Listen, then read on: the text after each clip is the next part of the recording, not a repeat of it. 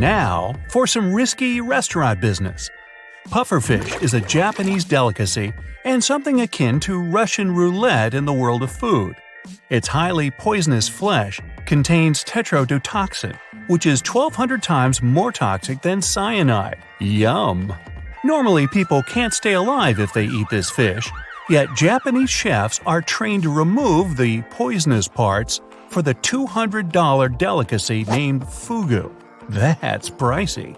It's almost completely banned in the US. There are only a few authorized places that sell it. Can I say people are dying to get it? I can't? Okay, so I won't. Another food banned in the US is kazumarzu, which is rotten cheese in Italian. If you ever feel like trying it, head to Sardinia, Italy. Basically, it's some sheep milk cheese. Special flies are allowed to leave eggs in it that are left in the cheese for 40 days. This delicacy has some live maggots that take care of decomposing the cheese, giving it that distinctive texture and spicy flavor. It's banned in the US for sanitary reasons. You think?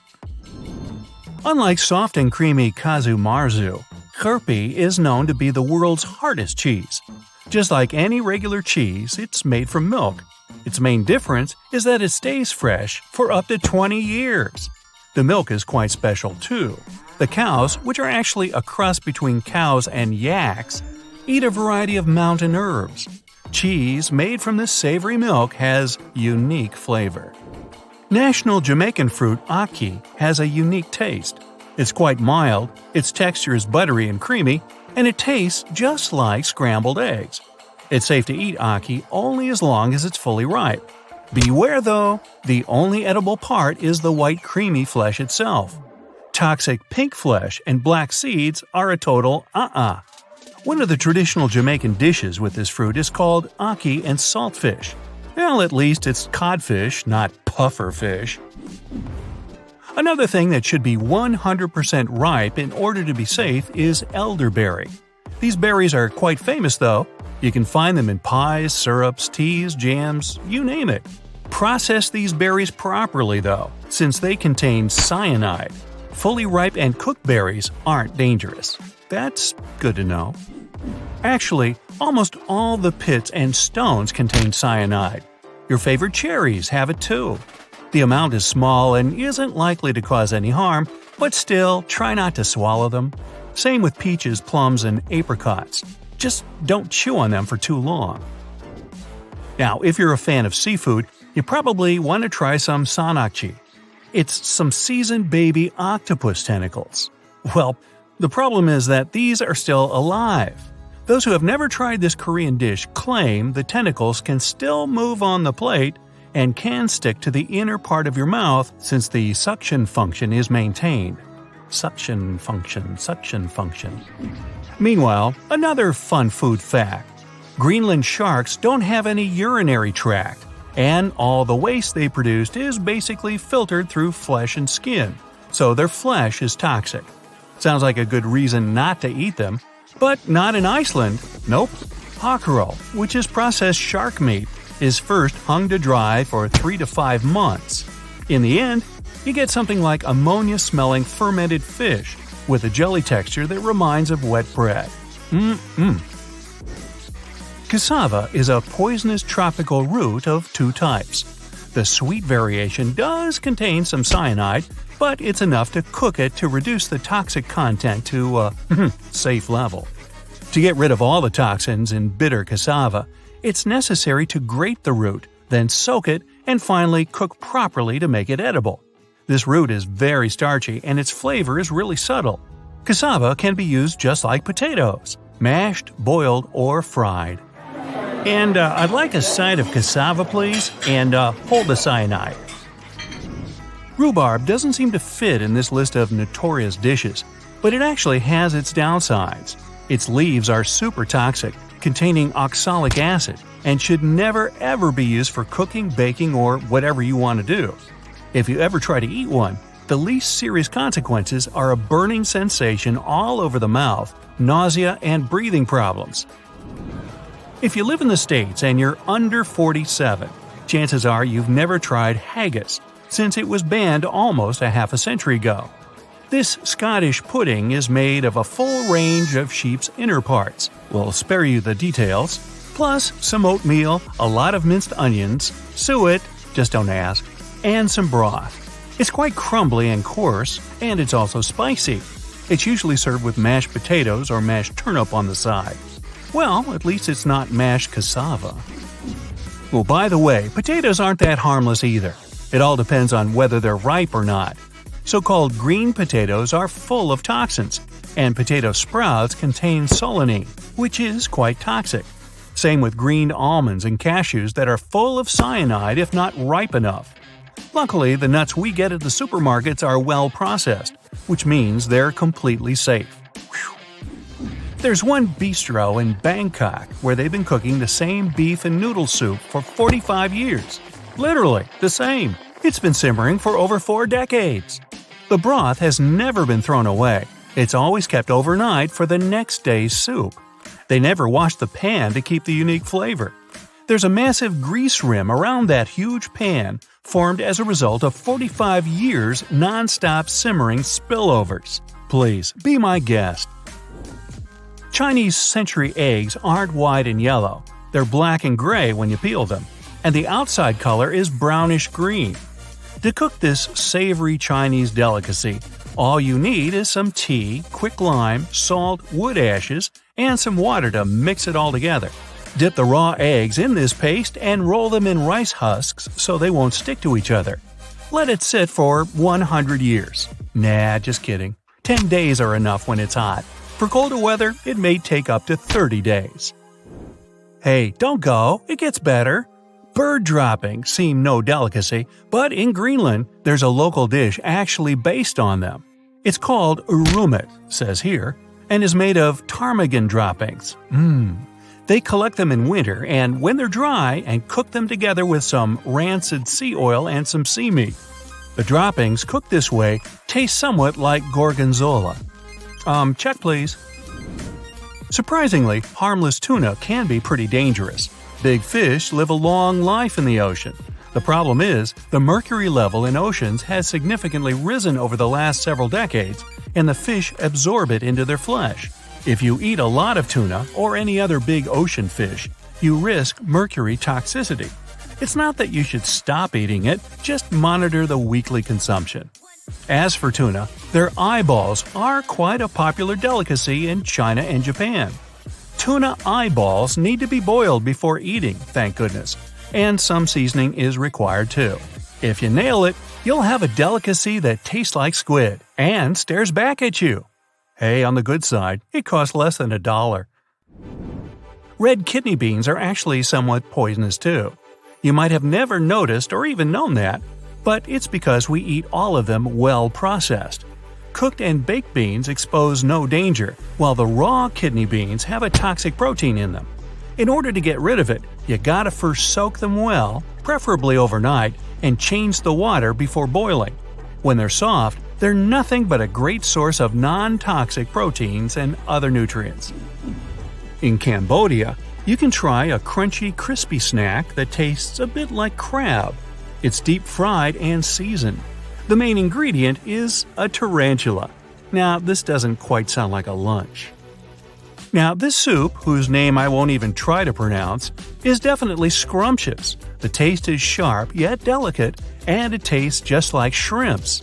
Well, this traditional Laotian dish sounds really cool until you realize it's made of ant eggs. To give it a bit of sourness, they also tend to add a few tiny ants. In Mexico, you don't throw away corn kernels turned black because they're rotten. You keep them as a culinary specialty called, this name.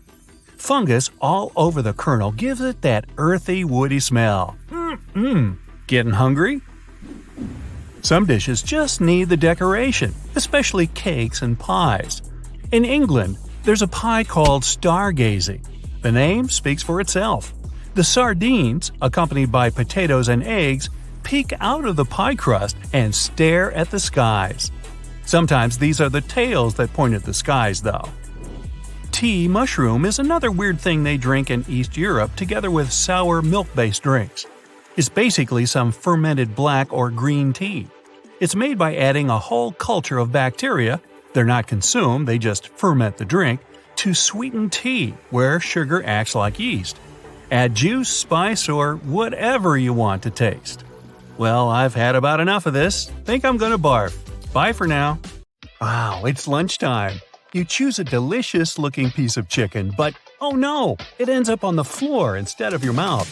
You quickly pick it up and eat it anyway, because there is the 5-second rule, you know. The bad bacteria simply won't have enough time to hop on your food off the floor if you're fast enough. But is it real, or is it just an urban legend? Some folks like to credit the famous Genghis Khan, the founder and ruler of the Mongol Empire, for the whole thing. According to the tale, if food fell on the floor at banquets, it was fair game as long as Khan said so. His food was supposedly so special that it was good for anyone, no matter where it landed. Back in the day, people didn't know much about those pesky microorganisms and how they could make us sick. So, eating dropped food wasn't really considered taboo. They figured if they wiped off the visible dirt, it was good to go. And that's how the Khan rule came to be. Hey, maybe they just had outstanding immune systems. Meanwhile, let's fast forward to the queen of culinary TV herself, Julia Child. As she whipped up mouth-watering meals on her show, The French Chef, some viewers claimed they saw her drop lamb, chicken, or even a turkey on the floor. But in reality, it was a potato pancake that landed on the stovetop, not the floor.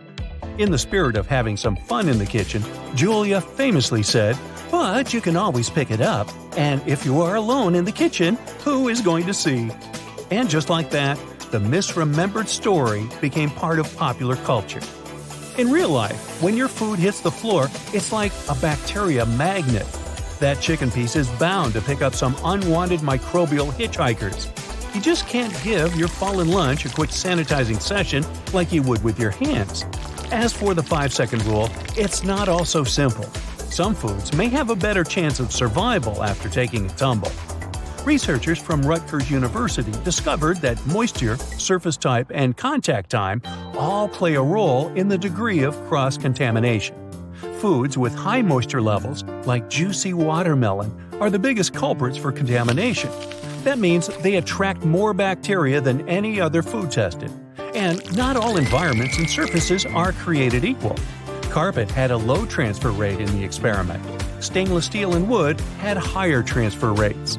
In a different study, researchers swabbed the floors around the University of Illinois in the lab, hall, dormitory, and cafeteria to see how many organisms they could find. They were surprised to see very few microorganisms. It was probably because most malicious bacteria like Salmonella, Listeria, or E. coli can't survive without moisture, and the floors were all dry.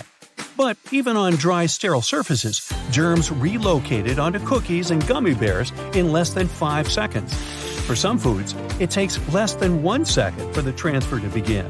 So, the 5-second rule doesn't really rule, after all. It's more of an urban legend and a psychological trick your mind plays on you. Experimental psychologists explain that when it comes to decision-making, we humans don't always go through a rigorous risk-benefit analysis. Nah, we rely on our brain's trusty sidekicks called heuristics. These little shortcuts help us make lightning-fast decisions based on whatever info we've got at hand. Sometimes these shortcuts can lead us in the wrong direction though, like in the case of germs. Those are invisible little troublemakers, and food is real and valuable. So when you drop a precious piece of food on the floor, say a yellow peanut M&M, your brain goes like, "Hey, I can't see any germs, so it must be safe to snatch it up."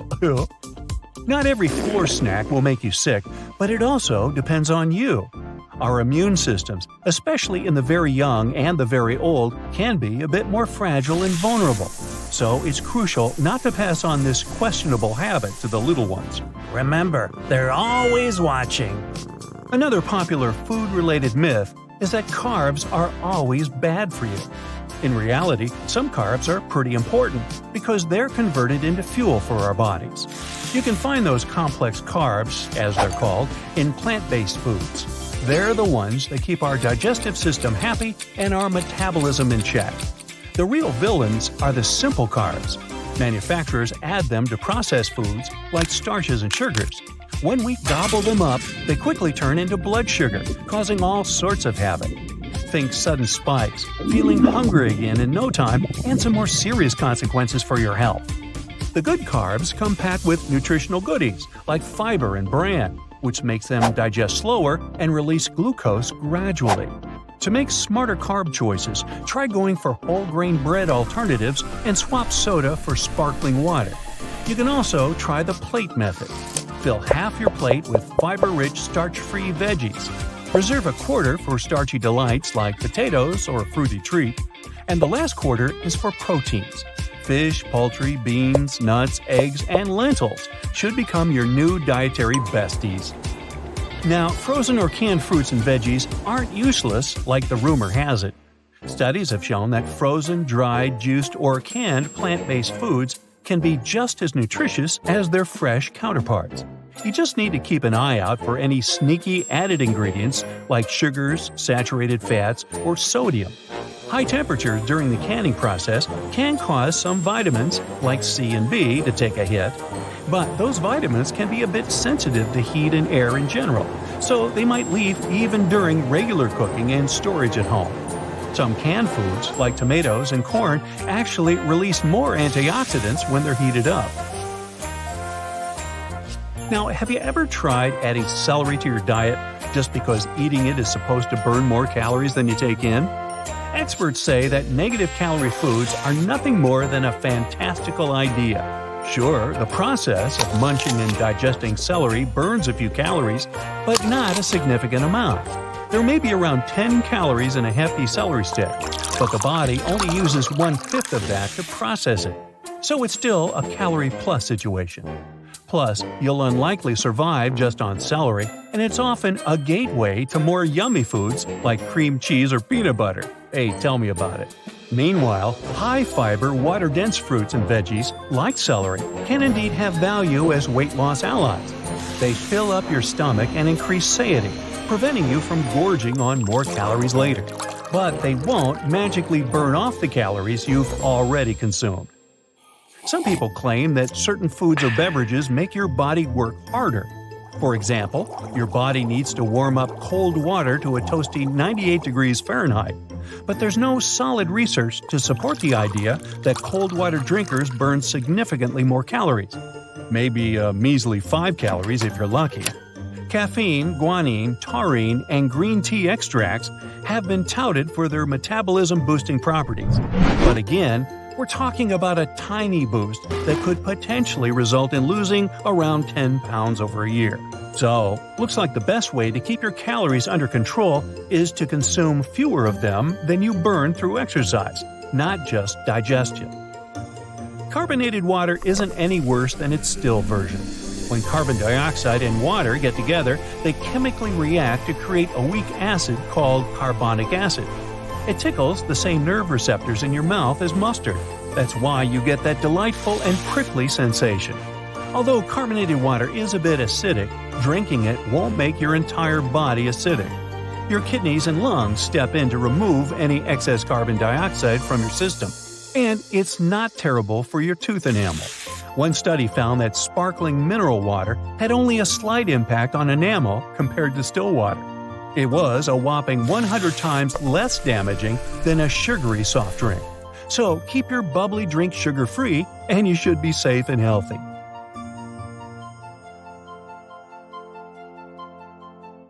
Picture the food chain as this huge dinner table, where every critter has its place. The problem is, they're also available for grabs on the menu. We've got all sorts of living beings out there, from teensy-weensy algae to enormous blue whales, and they all have one thing in common: they need food to survive. The way every creature manages to survive is because of this never-ending movement of nutrients in nature. Take the grass we walk on. It's like a self-sufficient chef who cooks up its own meals using sunlight. Then along comes a rabbit, the ultimate grass connoisseur, and gobbles it up. A cunning fox might be right up the corner, sneaks in, and chows down on the rabbit. Now, when the fox meets its unfortunate demise, it becomes a feast for bacteria. These little critters are like the cleanup crew. breaking down the leftovers and turning it into nutrients for the soil, which, you guessed it, feeds the grass. Of course, in this foodie paradise, there's plenty of variety. Grass isn't just for rabbits, and rabbits have more options than just grass. Foxes, being the adventurous eaters they are, can savor a wide array of animals and plants. And here's the kicker. Each of these quirky characters can be part of multiple food chains. All these interconnected and overlapping food chains create a wacky food web where everyone's connected by their appetites. So, are humans the big shots in the food chain? That might be your first guess, but it's a bit more complicated than that. You see, there are some mighty creatures out there like lions, gray wolves, and great white sharks. They're top-notch predators for sure. They chow down on meat all day long. And apart from a few rare exceptions, they don't have to worry about becoming somebody else's dinner, except when it comes to us humans. So, if we're able to take down these top predators, does that mean we're sitting pretty at the top of the food chain? Well, it all depends on how you define the word predator. Are you talking about taking down other animals simply for a good meal? And are we considering ancient cavemen or just modern-day folks? Our eating habits used to rely way more on meat consumption, especially in ancient times, but it may not be applicable today. Now, in the world of ecology, which is all about studying how living things interact with each other and their environment, our position in the food chain isn't determined by who might eat us or who we might eat. Nope. It's all about what we choose to chow down on. So, if we were to look simply at our eating habits, then the answer is a resounding no. We humans don't make the cut as top predators because we don't devour everything we bring down. Based on this, some science wizards decided to figure out where exactly humans fit in the food chain, which they call the trophic level. Scientists usually assign trophic levels on a scale of 1 to 5. Plants, because they use the basic sunlight for energy, start at level 1, while herbivores claim level 2. Then we've got the third level gang, which dines solely on herbivores, and the fourth level crew, who feast on level 3 carnivores. And the pattern continues. As for omnivores like us, we get our trophic level score by averaging out the levels of what we gobble up, plus 1. So if you're munching on 50% plants and 50% herbivores, you're a level 2.5 omnivore, my friend. So, armed with this data, scientists went to work. They analyzed our food consumption worldwide and assigned a trophic level to each tasty treat we enjoy. According to their study, which they published a decade ago, they found that on average, 80% of our daily calories come from plants, and the remaining 20% comes from meat and fish. So, on the trophic level scale, we land at a not-so-impressive 2.21. That lands us comfortably somewhere between anchovies and pigs. The whole subject gets a bit more complex once you start traveling. That's because our trophic levels vary across the globe. For instance, in Burundi, plants make up a whopping 96.7% of the local diet, giving the folks there a trophic level of 2.04. On the flip side, in Iceland, where meat makes up around half of the diet, the trophic level shoots up to 2.57. Now, let's not kid ourselves. We humans pose a bigger threat to other animals than anchovies and pigs ever could. It's no wonder other scientists argue that we're like super predators. They cooked up this term to describe how fast we wipe out other species. In fact, a bunch of scientists from Canada published a report in 2015, where they compared the hunting and fishing activities of humans with those of other land and sea predators. And guess what they found? Humans were wiping out adult prey at rates up to 14 times higher than those other predators. Speaking of meals you can find in the wild, scientists used to believe that jellyfish didn't really carry their weight in the ecosystem. That's because it was thought they're not really as nutritious as other marine animals. Turns out, those gelatinous creatures are more than just wiggly, blobby things that float around aimlessly in our waters. They might just be like gingerbread houses for our fishy friends, offering both a tasty treat and a cozy home. For starters, jellyfish are now known to be epic landlords for fish. These delightful fishy residents use jellyfish as their personal bodyguards against bullies of the deep, protecting them from predators that lurk in the shadows. Talk about a VIP service. But that's not all. Jellyfish also serve up an all-you-can-eat buffet for these little swimmers, giving them the fuel they need. This newfound discovery is flipping the script on what we thought we knew about jellyfish. They used to have a bad rap, being labeled as fierce predators that gobble up fish eggs and larvae left and right. And guess what? It's not just some fishy business. 2/3 of the fish species forming these unique partnerships with jellyfish are actually of commercial value.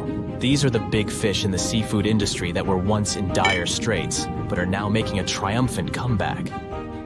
The jellyfish revelations don't stop there. Brace yourselves for an evolutionary plot twist. It seems the jellyfish associations may have led to some species of fish deciding to relocate their homes. Imagine fish packing their bags and waving goodbye to open water habitats. Who knew jellyfish had the power to influence such life-altering decisions? This whole food chain theory might sound like all animals are rough and primitive, waiting patiently in the dark to snatch a representative of a weaker species. But it's not the case for all animals.